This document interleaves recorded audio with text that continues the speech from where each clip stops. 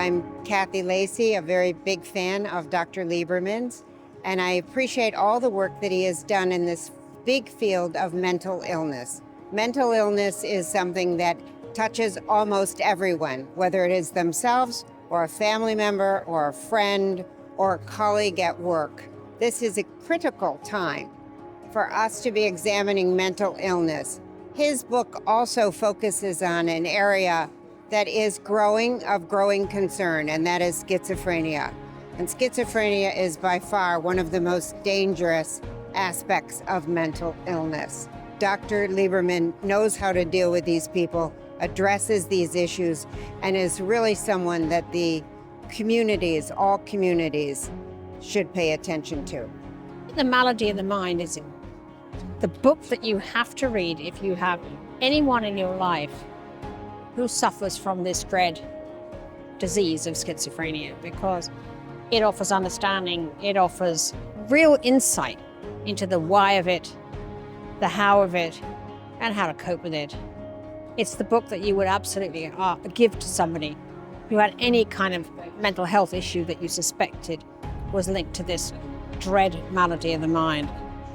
It's an important book. It's going to have a long life, I think, in the libraries of anyone who cares about mental health.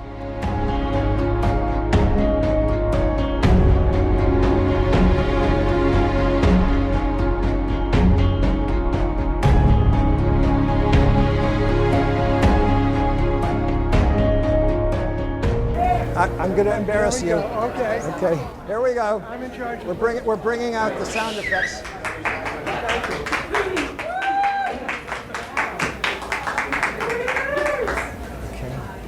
Welcome everybody. Sylvia. Come on in, if those of you can fit in.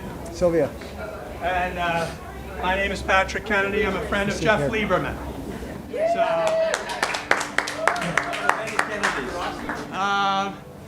I'd like to just first go through some housekeeping items. As you can see from the walls and from walking around here, this is a pretty extraordinary gallery, so they want to make sure I tell them not to spill your wine on the floor, on the chairs, or put handprints on any of the delicate art around here. Apparently there's $1 billion worth of art in this house, and we want to really begin by thanking some of the folks. Graham Arter, the proprietor here, who has been good enough to welcome us and allow us to use this venue. Glenn, come on up. And there's Glenn Close, everybody, our good friend. And I also want to thank his niece, Alexandra, for helping us get situated here. Also, please turn off all your cell phones. As you can see, there's a boom mic here, and I'm being recorded, so hopefully I perform well for Jeff. But please know that you might get caught up in this. If you have a problem with that, too bad. You're here. You said yes to coming, and so you're going to be part of this. I'd like to first just ask our special guests to say a few words about Jeff and the book before I get a chance to introduce him. And I'll start immediately to my right. Glenn, as you all know, has lived experience, as I'm sure 90% of the people in this room do, which is why everyone appreciates what a titan Jeff Lieberman has been in the field of psychiatry, and particularly research into schizophrenia. And besides just being a family member, we know her as a great actress and stage presence. And even more importantly to all of us, she has been out there consistently fighting on behalf of all of us in the mental health world, and started Bring Change to Mind, which is just rolling, Glenn. I mean, it's just rolling.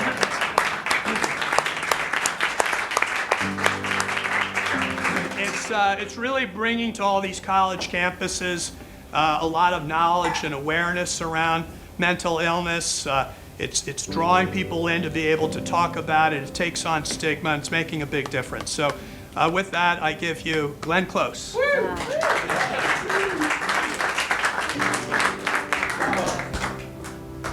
Well, Bring Change to Mind actually is high schools.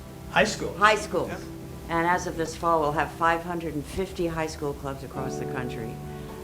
where they establish peer-to-peer rooms without stigma, where kids learn about mental health, they take care of each other, they are vigilant for each other, and they reach out into their schools. And it really is a remarkable movement among the high school kids. We do have also initiatives growing in colleges, but mainly so far it's really taken off in high schools. My nephew, Kalen Pick, was diagnosed at McLean Hospital with schizoaffective disorder. He came home after 2 years, and none of his friends came back. And he's a beautiful human being. He was the leader of the gang, and it was because of stigma. And my sister Jessie was then diagnosed with bipolar disorder, with psychotic tendencies. I was just talking to her on the phone last night. She's having a bit of a rough time, but it's always with the meds. And everyone here knows how far we still have to go with the meds to make them more efficient, and it's just you have this that's a plus, and then you have this as a minus. And someday I think we'll get to the point where meds will all be a plus. But I'm sure you all here because you know that. I am here because I am personally incredibly grateful to Jeff for the way he has always been there for me and for my friends. And I think, you think somebody who was in the position that he was in and as distinguished as he is through many years and the books that he's written, he has helped save lives of people very, very close to me, the relatives of people very close to me. I once, when I was doing Sunset Boulevard most recently, had a stalker who became a little worrisome. And instead of, we of course, called in more security and everything. But then I thought, well, what's going on with this woman? Why is she doing this? And called Jeff. And with his help, we got her to what is it called? New York Presbyterian Hospital. What? New York Presbyterian Hospital. Yeah. But she volunteered. That's what the word I'm trying to. She voluntarily went there, so it wasn't just a case of pushing somebody away or making them a criminal or bringing it, but to help them. And then we learned that she had lost her mother. I mean, she had, of course, as everyone does, a very personal story. So when somebody is there for you consistently and then has this incredible well of knowledge and wisdom, he's somebody unusual and as Patrick said, he's a titan. So I'm here to honor you, to congratulate you for this book. I am reading it. I am absolutely mesmerized by it. I can't wait to. Jessie was leafing through it, and she would say, "Yeah, that's right. Did you win that battle in Idaho with the mental health program? What? Remember the battle in Idaho? You were in Montana? Montana, I mean. Yeah. Oh, I have things to report about that. So we had a community nonprofit hospital who the CEO refused to have any beds for anyone who was having a psychiatric ward. There was no psych ward in this hospital, and yet it was supposed to be a community hospital. And all of us in the community knew that mental health was one of the, I mean, if not the major thing now, as things are, in our community. So a bunch of us, led by these two Spitfire women who are nurses, one's a doctor, started to agitate. letters to the local newspaper. We, in the dead of winter, we protested outside the hospital with our signs that we had made, and we heard that all the doctors were told, they were told not to have anything to do with us, as if we would be.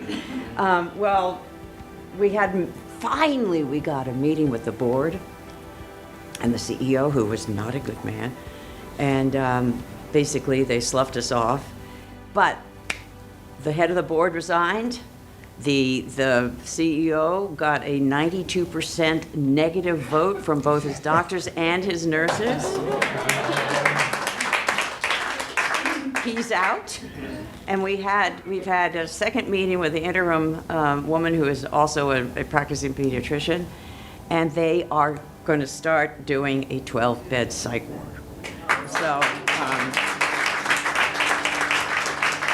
and it's not going to happen tomorrow, but it's all about, we kept saying it is not best practices to have people who are suffering from mental health issues, well, first of all, put in the back of a sheriff's car and driven 3 hours away to another hospital, or driven, what they were proposing, 3 miles away from the hospital without going through the emergency room.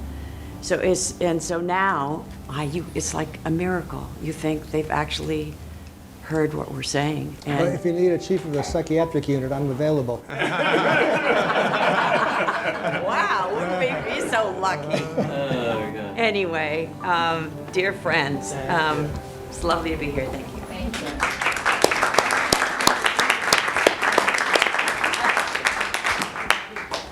I'm sure none of these decisions not to open mental health wings have nothing to do with the fact that the pay for and reimbursement by both the federal government and private insurance is a huge disparity, to say the least. We're seeing mental health workers paid, reimbursed at 70% of Medicaid, whereas for the rest of healthcare it's over 80% of Medicare. These are just standard metrics. And of course, because of that, people don't stay in the insured system, which is why it's so difficult for us to sustain a really big public health approach, because people have to go outside of insurance to make a living. So it's a big issue, and it's among many issues that we need to focus on. Thanks for raising its implications.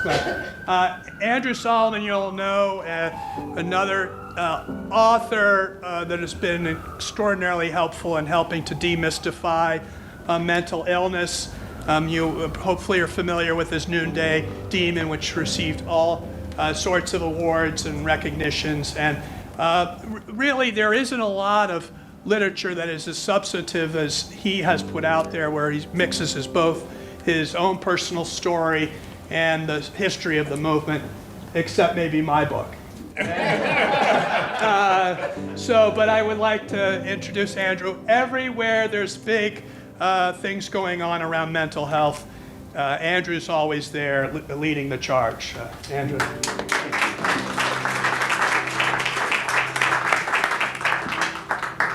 Well, I wanted to say that it's a pleasure and an honor to be here, and it's wonderful to see so many of you gathered on this occasion in support of Jeff and of this book. I'm currently writing a book about youth suicide. I've been deeply enmeshed in various parts of psychiatric practice. I feel I wouldn't be able to do many of the investigations that I'm doing if I hadn't had the many advantages that Jeff conferred on me. But let me begin by echoing what Glenn just said. Over the years, I've had to call Jeff over and over and over again, and I've said, I have a friend who's struggling, and can you recommend a therapist? Somebody I know just had a daughter diagnosed with schizophrenia. What do you think they should do? There's someone in Milwaukee who has no health insurance. What do you do if you're in Milwaukee with no health insurance and facing psychosis? And Jeff has unfailingly, time after time after time, called me back, usually within an hour, and said, I'm working on it, I'll have a name for you by tomorrow. And there's always been a name. And so he has saved the lives of many people. I know the lives, the stability, the experience of many people, and I feel so deeply indebted to him for that. He kindly gave me a professorship at Columbia that I've squeezed for everything it's worth, so I thank him for that as well. And when I was working on a book called Far from the Tree, I had decided to write a chapter that dealt with schizophrenia and with how families responded to having children who were newly diagnosed with schizophrenia. And I thought, well, I faced the issue of depression. I've even written a bit about bipolar disorder, but I was utterly intimidated by schizophrenia. And I thought, where should I begin? And I began by calling Jeff. And I said, I have been reading a lot, and I don't understand how it all fits together. And we went out for what turned out to be a very extended drink at the Carlisle just across the street. And we sat there and we talked. And he gave me not only an enormous amount of information, but also a long list both of people to talk to and of things to read. And it was really the beginning of my having any insight that I had into that condition. And I've had many letters from people since then thanking me for the information that I shared with them. And I have to thank Jeff for putting me on the path to that information that I could never otherwise have conveyed. I wanted to say also, putting whatever it is, as somebody at a wedding I recently was at said, it's a relief when you put the elephant in the room on the table. But I wanted to say that I think Jeff's remarkable work was overshadowed by some unfortunate episodes involving the press and elsewhere, and that they are blocking people from having access to this book. If someone I know had a child newly diagnosed, or even not so newly diagnosed, this is the book that I would give to that person. It's full of unbelievably clear, lucid information, beautifully organized, well put together, coherently presented, and it has a real role to play. And if the American people end up not having access or adequate access to the work that's in this book, that is a loss not only for all of us who love Jeff, and not only for Jeff himself, but also for the American people, among whom the rates of schizophrenia continue to be so extraordinarily high, much higher than most people want to acknowledge, admit, or represent. And so I want to acknowledge that. I want to acknowledge, as Glenn and Patrick have alluded to, the fact that the mental health care system in the United States is terribly divided. People write to me and say, you suffered from such terrible depression and you got better. I'm not getting better. What did you do that I can't do? And partly it was responsive to medication, and partly I had people around me who were very loving and caretaking, and I was lucky in all of those regards. But I was also well insured and able to do some things that fell outside of insurance, and the mental health system that I would suspect everyone in this room occupies, there's almost no relationship at all to the mental health system that most Americans are obliged to occupy. And I would like to acknowledge that one of the many efforts that Jeff made when he was at Columbia was to find strategies to bring about some degree of equality or justice in a system that at the moment is punitive and cruel. It may be acceptable to say it is a luxury to be able to buy the beautiful maps that Graham has hanging around his gallery. There will never be a society in which everyone can do that.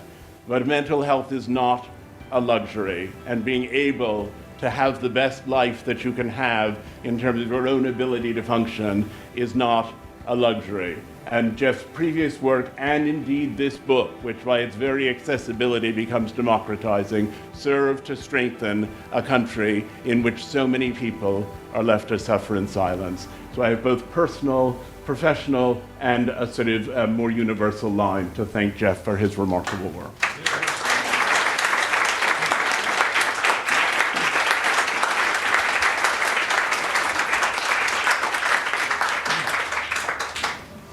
Andrew, you said it just the way I wrote it down for you. I'm so glad you captured just as my remarks. The only problem is I won't be able to give them later because you stole them from me. So your praise for Jeff's work was incredible, but I think Sylvia Nasser's takes the cake with her incredible statement that this is a must book, perhaps the most important book on the subject of schizophrenia ever and is a must-read. So I'd like to invite Sylvia, who wrote A Beautiful Mind. So if there's ever a person who can bestow a special honor on Jeff through her remarks, it's certainly someone like Sylvia.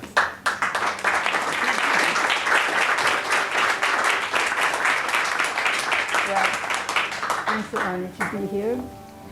In 1949, when John Nash applied to Princeton, his undergraduate advisor sent the university the most concise letter of recommendation ever received there.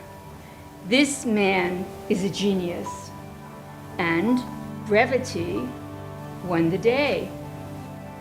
A few months later, John Nash was welcomed into the Olympus of mathematics, and very shortly thereafter, his fellow students were describing him as obnoxious, immature, a brat, but a brat with a clear, logical, beautiful mind. Since I'm maybe the last speaker, I think brevity might be welcome here too. And I just want to say that the genius of Jeff's book, in my mind, is its realism and its practicality. So much of what has been written about schizophrenia has been about the great medical breakthroughs, the great scientific breakthroughs that were going to change everything.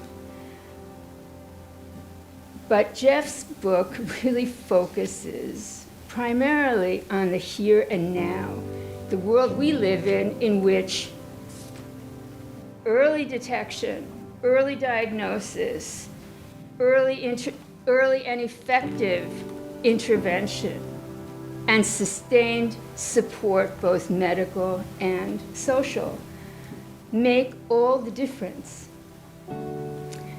And as you probably know, most people don't have access to those things. And so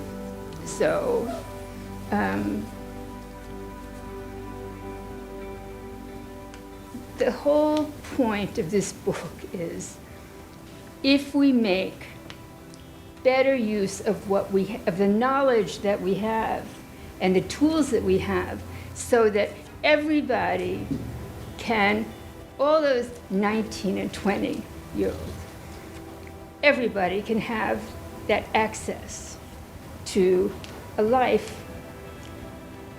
That is the message. And it's a message long overdue. Thank you.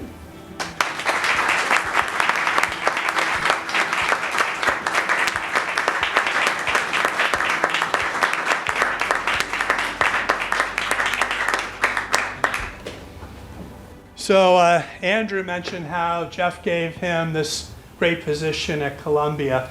But what you don't know is, after I left Congress, Jeff hired me when he was president of the American Psychiatric Association. That was my first job out of Congress. And I said, well, you should hire me after all those years of paying your kind of people, all these years. It's the least you could do, given the fact I've supported many psychiatrists for many years. But the thing that he wanted me to help him with is to how to take all this knowledge that Andrew and Sylvia have just talked about and translate it into public policy. And of course, that's what we've been trying to do for many years. Only recently have we had some much more progress, especially around the mental health parity law that is supposed to require that we treat illnesses of the brain no differently than we treat any other illnesses of the body.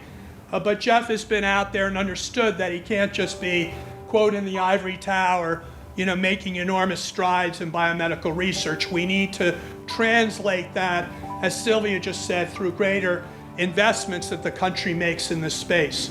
So both in the basic sciences of neuroscience as well as in the application through healthcare that Sylvia just spoke about, and Glenn mentioned is still obstructed.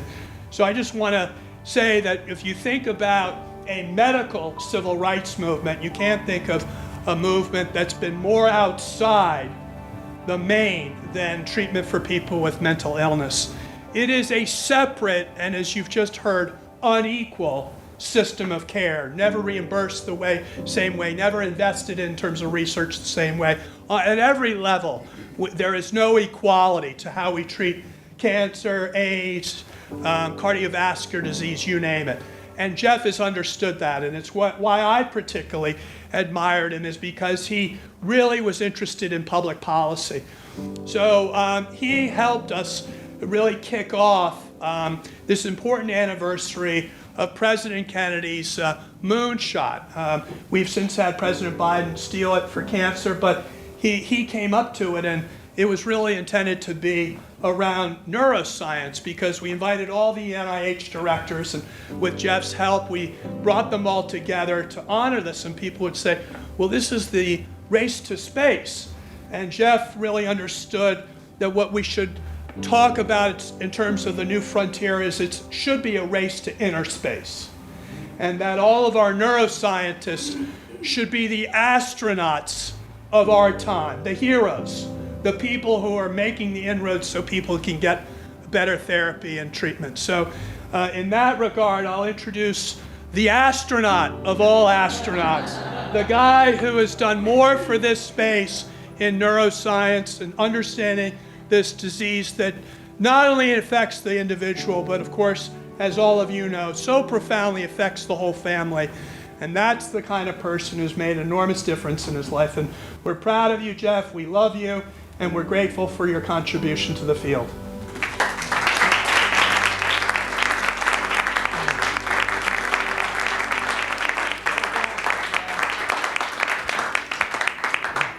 That's a good line, inner space. You know, I wish I could say that I have the kind of reputation and accomplishment that allows me to run in the company of these celebrities, including Tina, who's taken a seat in the peanut gallery because she's shy and timid, and just got back from London and is terribly jet lagged. But I've come to know and become friends with them in the way that they've described it. I mean, the connection is just that they've had lived experience with members of their family, and they've sought help. And unfortunately, in order to get good quality care, you may need to call the chair of the department of the leading department in the country. Like, if I want to get care for cardiovascular disease, I'll call Craig Smith back here. But actually, I can call any one of a number of people in his department who are good, but you know, nobody knows where to get care and good care.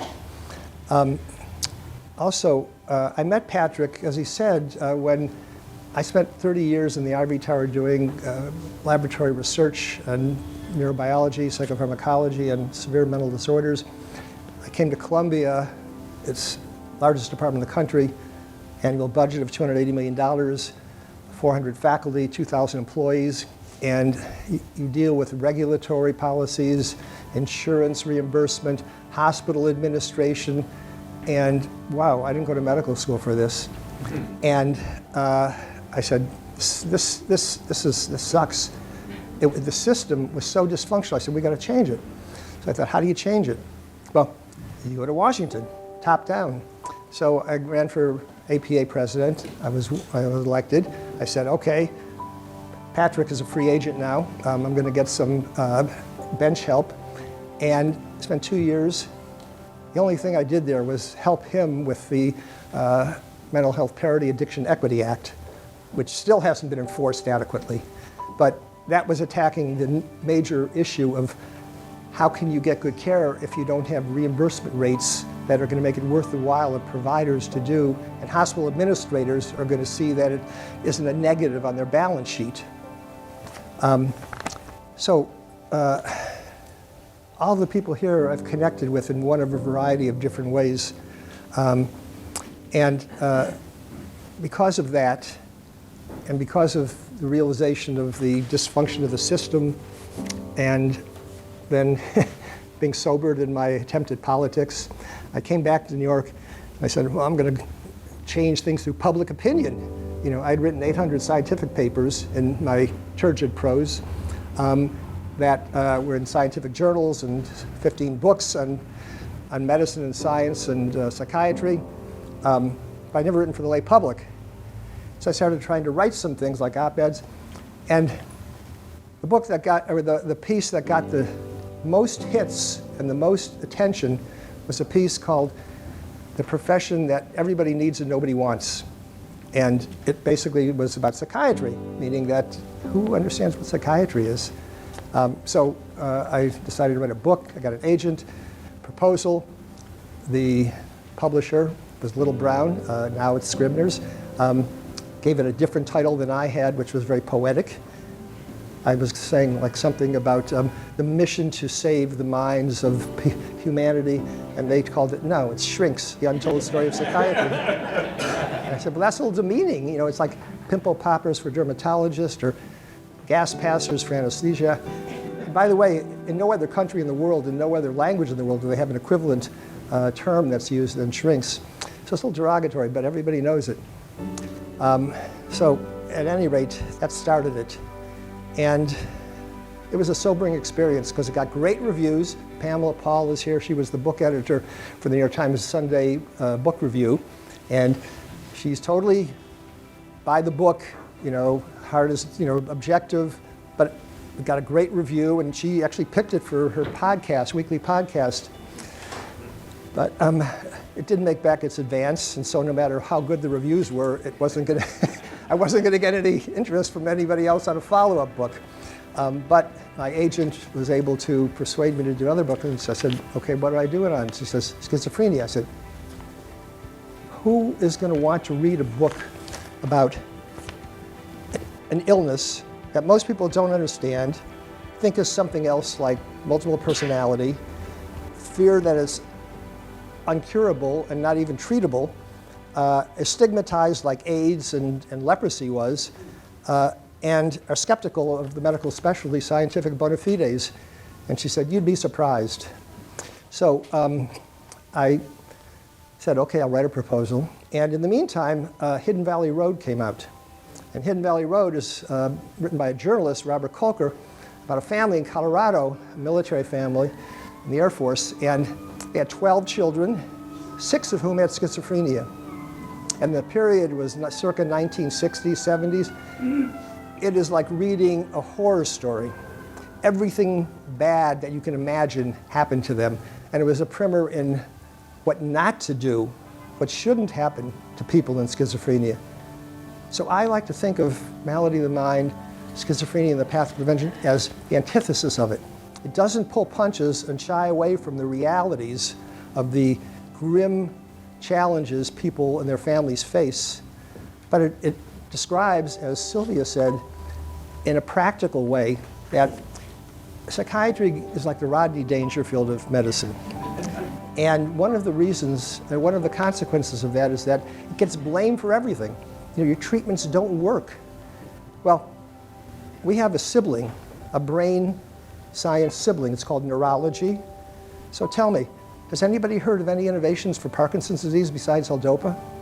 Has anybody heard of any treatments that work for ALS?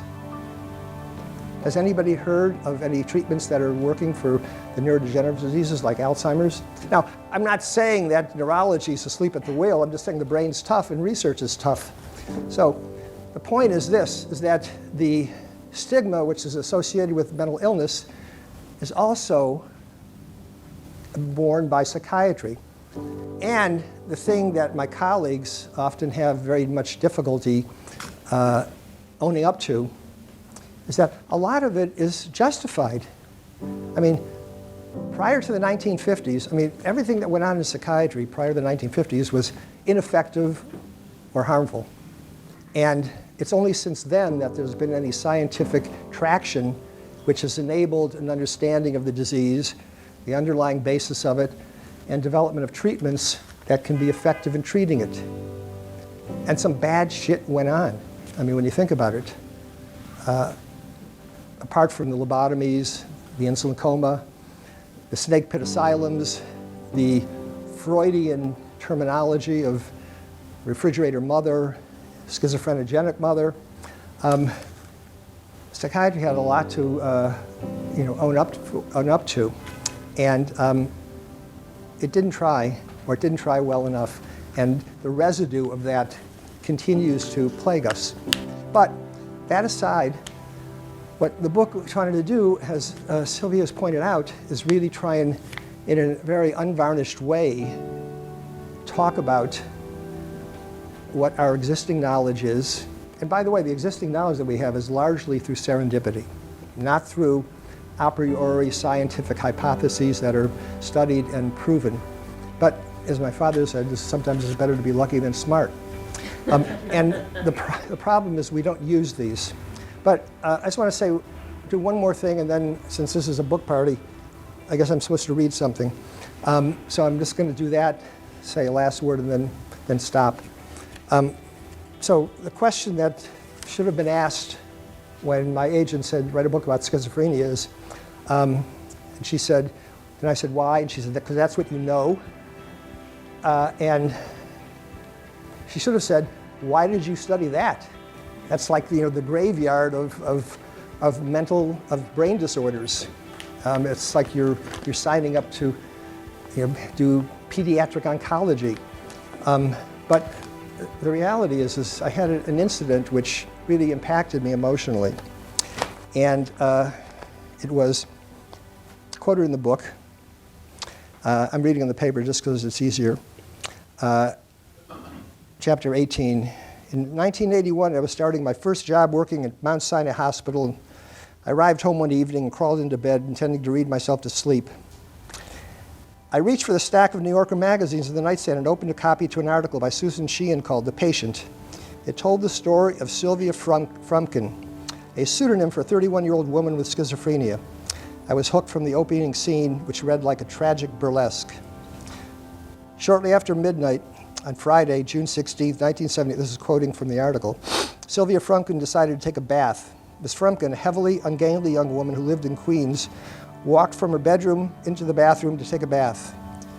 A few days earlier, she had had her hair cut, shaped in the style of a bowl, which she found especially becoming. She washed her brown hair with shampoo and red mouthwash. Some years earlier, she had tinted her hair red and had liked the way it looked. So she thought that by doing this, it would make her hair permanently red.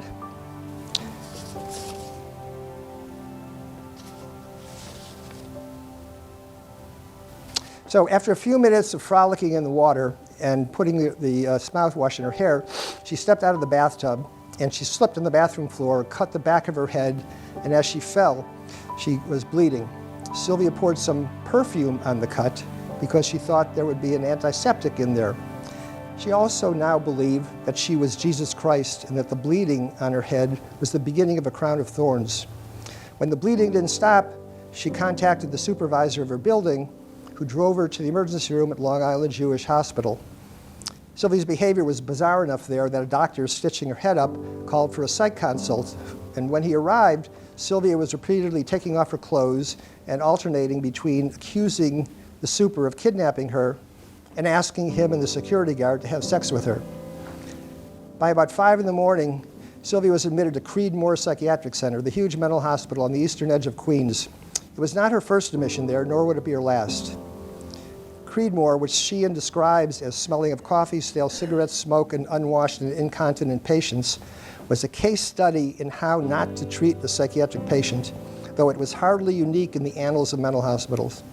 Sylvia spent weeks in a straitjacket and was subjected to all manner of treatments, including insulin coma.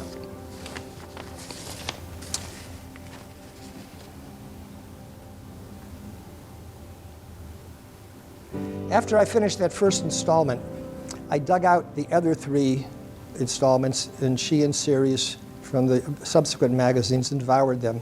The third part was called, Is There No Place on Earth for Me?, which would become the title of the Pulitzer Prize-winning book Sheehan published about Sylvia based on the New Yorker series.